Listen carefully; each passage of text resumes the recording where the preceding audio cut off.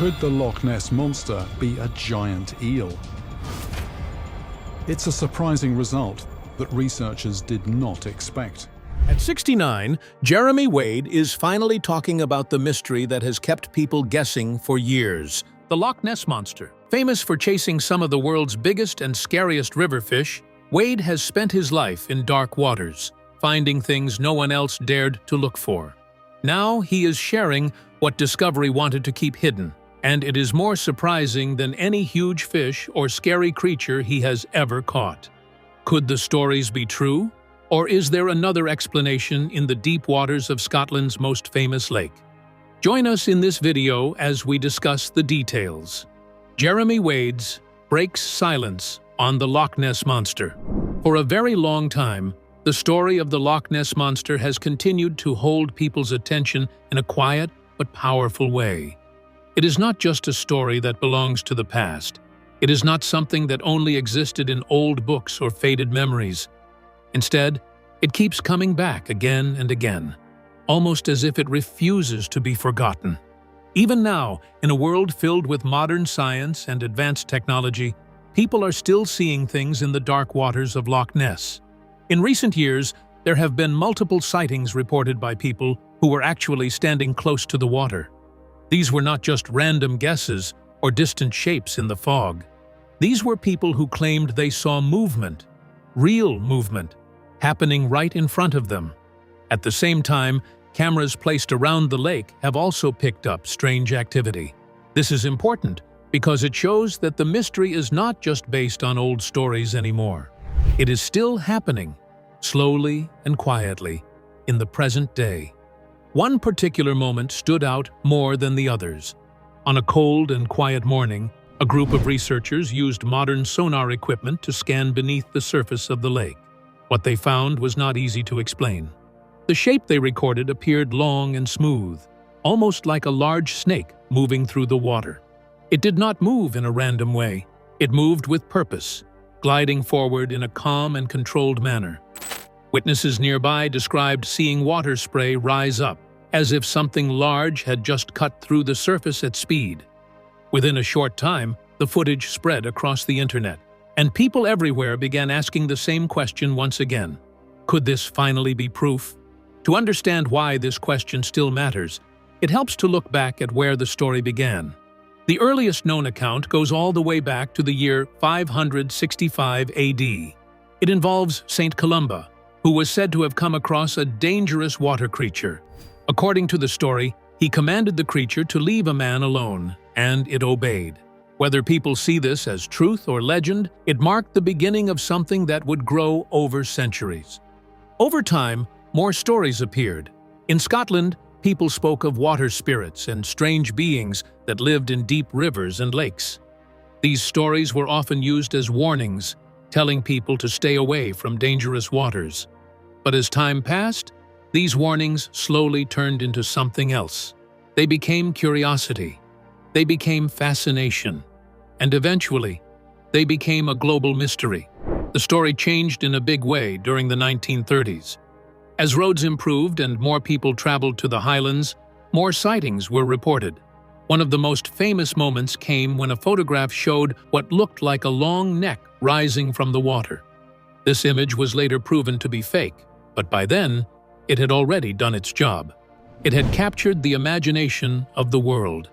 Even after the truth about the photo came out, people did not stop believing. In fact, belief seemed to grow even stronger. Over the years, many different people reported seeing something similar. They described a large body, sometimes with humps, moving just above the surface. They spoke about how it moved quietly, without making much noise, and then disappeared just as quickly as it came. There were also attempts to capture real evidence. In 1960, Tim Dinsdale filmed a dark object moving across the water. Experts later studied the footage and said it did not behave like a normal boat or floating object. This added more weight to the mystery, making it harder to dismiss completely. Still, not everyone was convinced. Scientists began to look for natural explanations. Some suggested that waves could create illusions. Others pointed to natural movements in the water that might look like something alive. There was also the idea that large eels could be responsible for some sightings. These explanations made sense in some cases, but not all. There were always details that did not quite fit. What makes the mystery so strong is not just one sighting or one piece of evidence. It is the number of reports over time. It is the way the stories continue, even when people try to explain them away. It is the feeling that something is there, even if no one can fully prove what it is. And so the story continues, not as a simple legend, but as a question that has never truly been answered. However, one man has more to say. Jeremy Wade allegedly believes that the Loch Ness Monster isn't something he would dismiss so easily.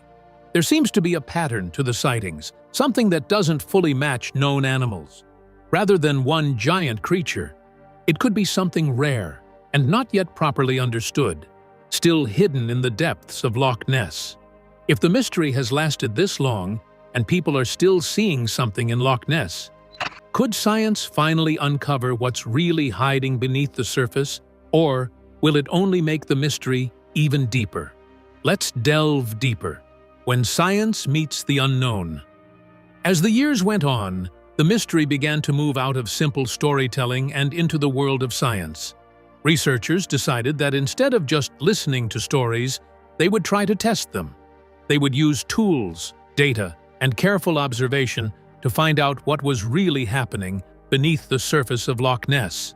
But what they found only made things more complicated. One of the biggest efforts took place in 1987. A large group of scientists organized a project known as Operation Deep Scan.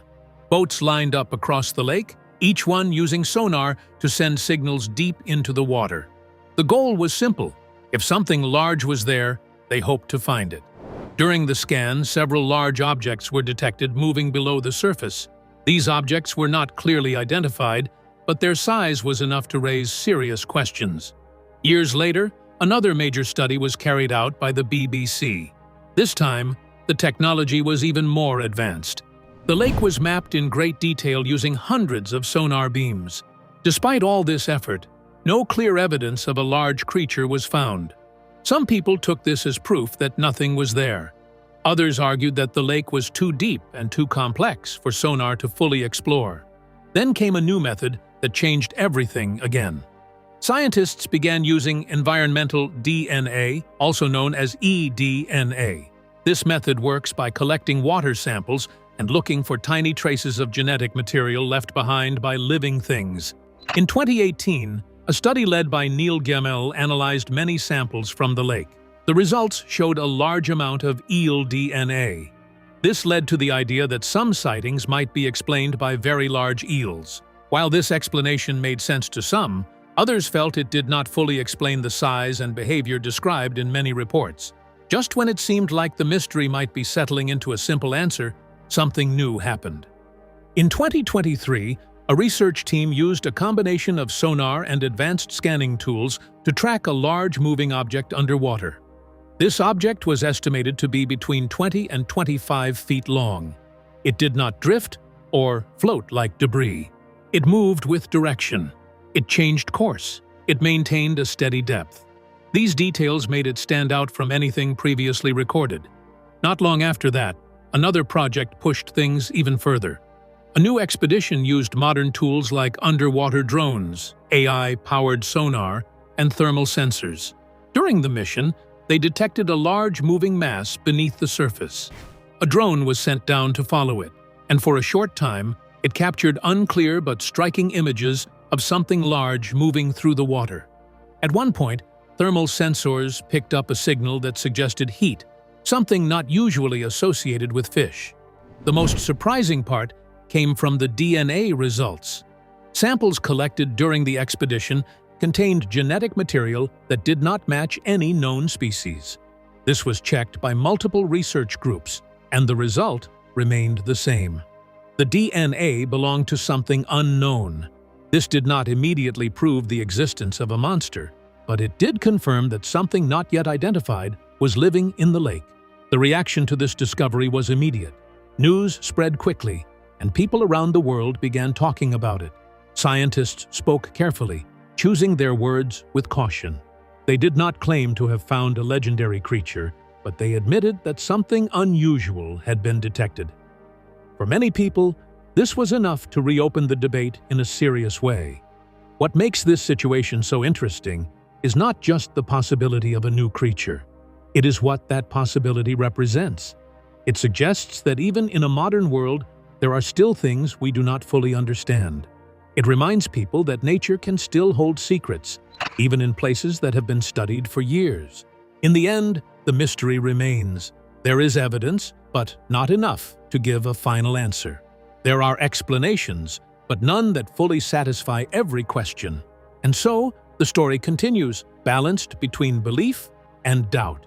The only thing that seems certain is that the waters of Loch Ness are not as simple as they appear, and whatever is hidden beneath them may not be fully revealed just yet. What is it about this long, shadowy stretch of water, tucked away among ancient hills, that seems to hide so many secrets and invites so much wonder? Let's learn more.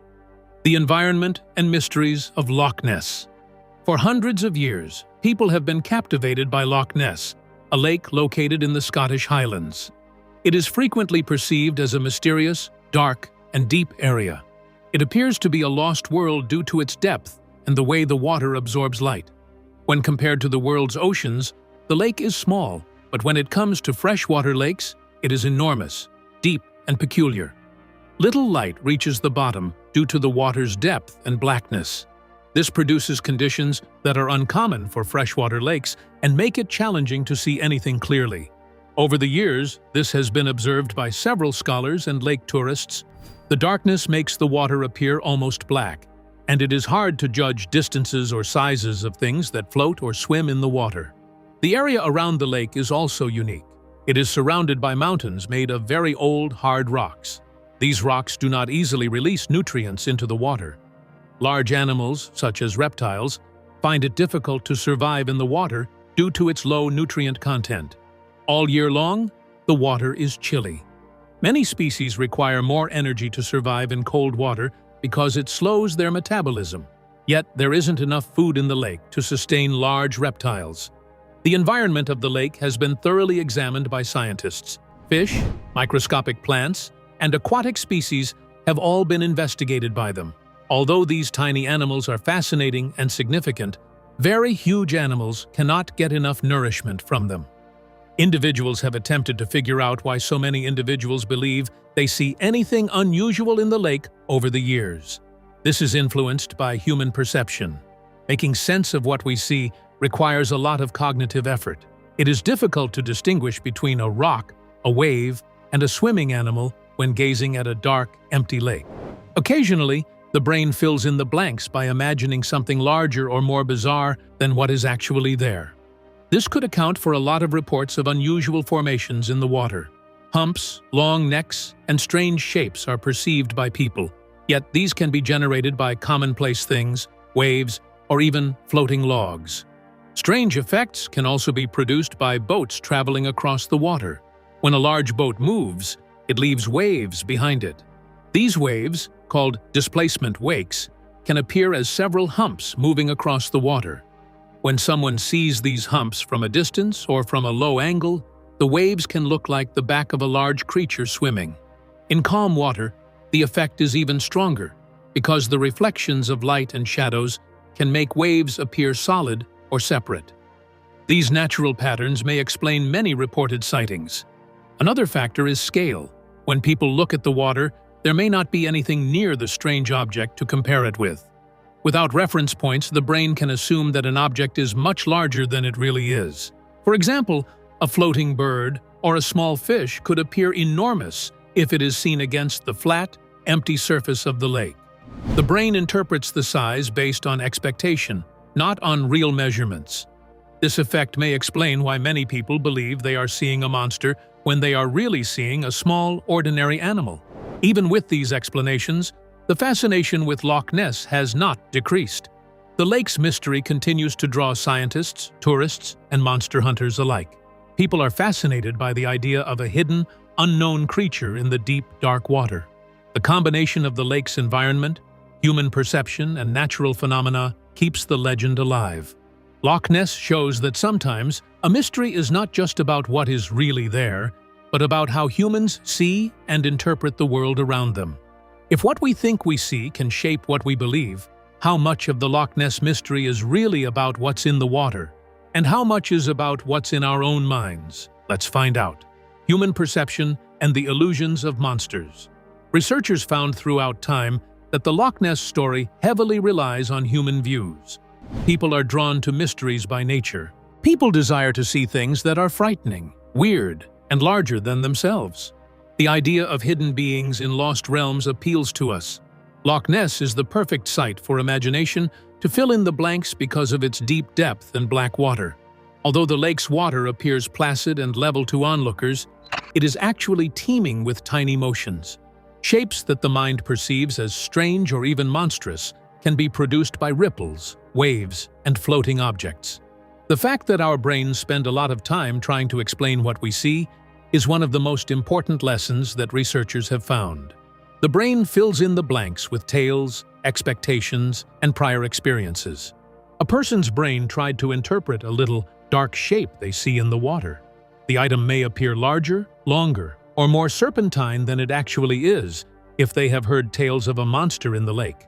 This explains why many humps or lengthy necks are frequently reported by witnesses. The brain interprets it that way even if the creature may not actually look like this. The ability of things in the water to produce illusions has also been investigated by researchers. For example, the wakes left by boats moving through canals and connecting lakes can leave patterns of humps that look solid from a distance. These humps may appear to move in odd ways due to the light reflecting off of them. Sometimes, because there is nothing around to gauge their size, birds or small creatures swimming in the lake may appear much larger than they actually are. The brain's size is determined by expectations rather than precise measurements. Many monster sightings can be explained by these natural illusions without the need to call out unidentified creatures. To comprehend these events, scientists have studied Loch Ness for decades. They have thoroughly examined the lake using sonar, submersibles, and other instruments. They have investigated microscopic plankton, looked at the food chain, and scanned the water for evidence of huge animals. They have found that the lake does not have enough food or nutrients to support very large reptiles, and that most large objects seen in the lake can be explained by waves, logs, or other natural movements. Even with all this evidence, the legend of the Loch Ness Monster continues to capture the imagination. The lake teaches an important lesson about perception. It shows that what people see is not always reality. It also shows that the human desire for mystery is very strong.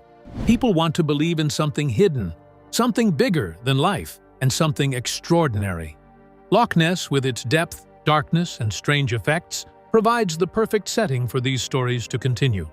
The story of Loch Ness is as much about humans as it is about the lake. It is about the way the brain interprets shapes and movements, the way expectations influence perception, and the way natural phenomena can create illusions. Even though researchers have explained many sightings, the fascination with the lake and its legendary monster will likely continue for generations. The lake remains a place where science, perception, and imagination meet, and where the extraordinary continues to feel possible. If rivers can hide giants and mysteries for decades, what is it about certain waterways that draws some people back again and again, risking everything to uncover the truth beneath the surface? Stay tuned for more. The formative years of a river explorer. Jeremy John Wade was born in the small town of Ipswich, in the eastern part of England, in the year 1956. He grew up in a tiny village called Nand, where his father worked as the local vicar. The village was quiet, with few people and simple ways of life. Running through the heart of this village was a river called the River Ster. To many children, a river might just be a place to play for a few minutes, but for Jeremy, it became something entirely different. From a very young age, he was drawn to it. He was not the kind of boy who spent hours playing with toys or running around with friends. Instead, he would spend long stretches of time by the river, studying it, watching it, and wondering about the creatures living inside it. When he was around 7 or 8 years old, Jeremy started fishing with very simple and cheap tackle. He did not know much about fishing at first, and most of his attempts ended in failure. But he did not give up. Slowly, he learned some tricks from a school friend, and soon he began to catch small fish. Even this small success captured his imagination. From that point, he was hooked. He spent whole days by the river, sometimes getting wet, cold, and muddy, but completely captivated by the water and the life it contained. While other children were off playing or doing ordinary things, Jeremy was crouching by the water, peering into its dark depths, asking himself endless questions about what lived there, how big some fish could grow, and why some stories from the villagers spoke of enormous creatures that almost no one had ever seen. Jeremy was a quiet child, but his mind was active and curious. He wanted to understand the world in ways that went beyond what school taught him. This curiosity did not fade as he grew older. Instead, it deepened and strengthened. He pursued higher education to satisfy his thirst for knowledge. He went to the University of Bristol to study zoology. He wanted to learn about animals in a scientific way, not just how to catch them, but how they lived, how they behaved, and how their bodies worked. After that, he went to the University of Kent and earned a postgraduate teaching certificate in biological sciences. He spent some time as a secondary school biology teacher in Kent. This career was safe and stable, and it might have been enough for many people. But Jeremy's mind and heart were elsewhere. The call of the river, the unknown, and the creatures in the water pulled him strongly, stronger than any stable job could. By the early 1980s, Jeremy made a decision that many would consider reckless. In 1982, he packed a small backpack, took a few basic fishing tools, and carried only about 200 British pounds in cash. That small amount of money was supposed to last him for 3 months. He flew to India, heading for remote rivers in the Himalayan mountains. These rivers were cold, fast, and challenging. They were also home to giant fish species that few people had ever encountered, like the Himalayan mahseer. Living conditions were extremely difficult. He slept in trains and bus stations, ate street food, and faced the harsh natural environment head-on. Every fish he caught in those early trips reinforced his belief that this unusual path might actually work. The sense of wonder and discovery he felt with each catch was almost addictive. It was more than fishing. It was exploration, adventure, and learning all at the same time. After returning to England, he began writing articles for fishing magazines, sharing stories of his trips and the enormous fish he had encountered.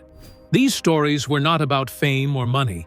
They were about the thrill of discovery and the passion of understanding. Over the next 20 years, he expanded his travels to rivers in the Congo, Brazil, and other remote parts of the world. He faced serious dangers, including illnesses like malaria, threats from armed individuals, arrests by local authorities who suspected him of spying, and even a plane crash. None of these challenges stopped him.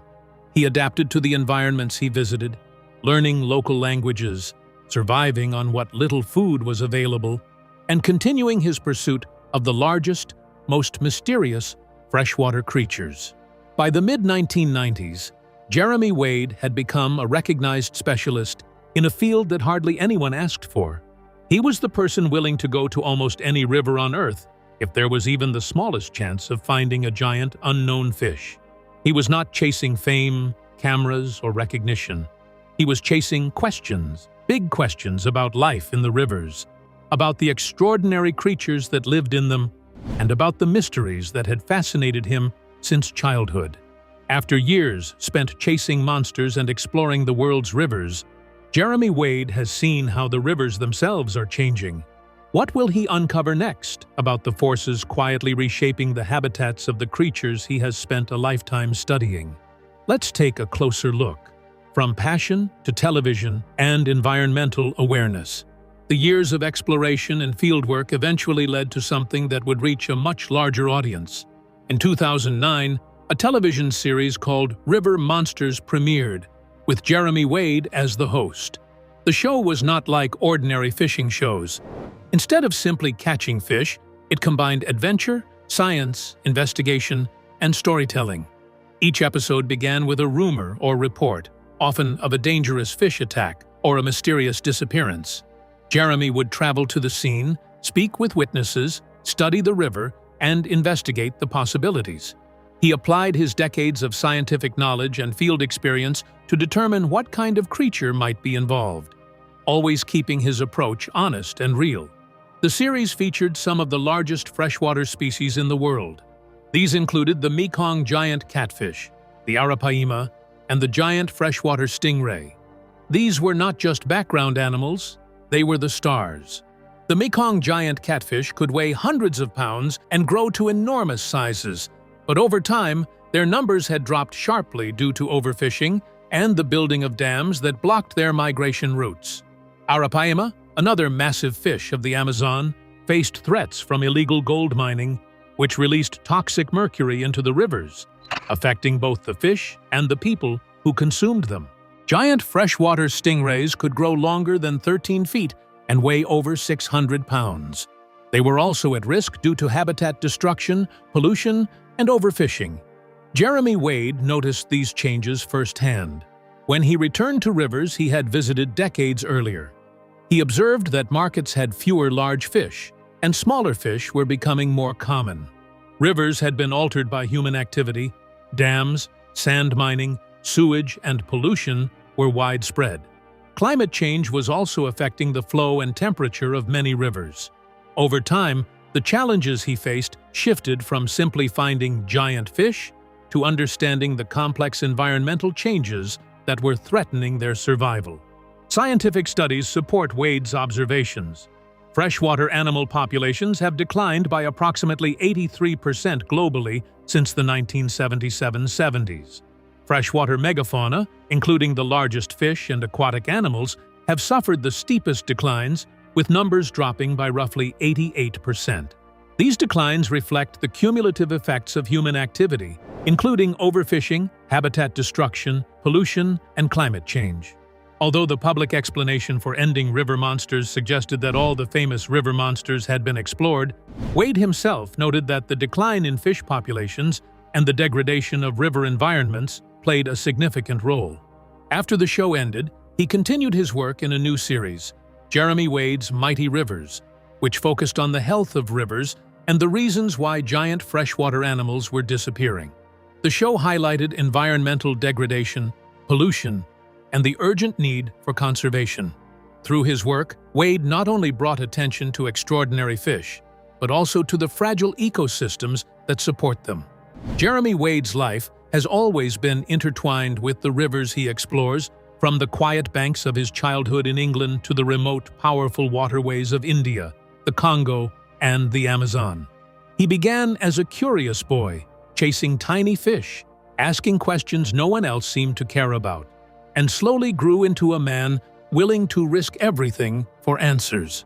Across decades, he sought out the legends of river monsters, creatures so large and strange that they blurred the line between myth and reality.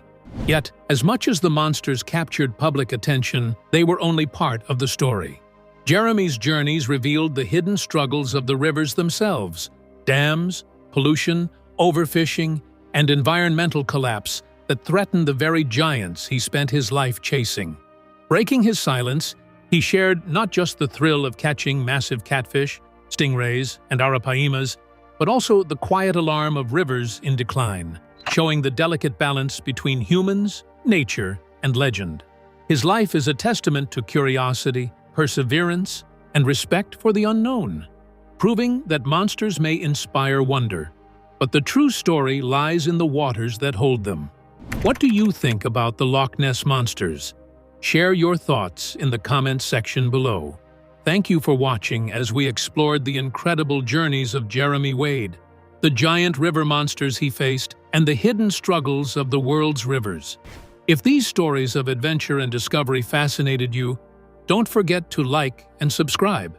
Click the next video on your screen to dive even deeper into more stories. See you there.